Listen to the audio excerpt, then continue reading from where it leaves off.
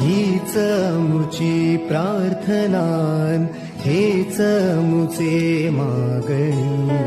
हीच मुची प्रार्थनान, हेच मुचे मागणी.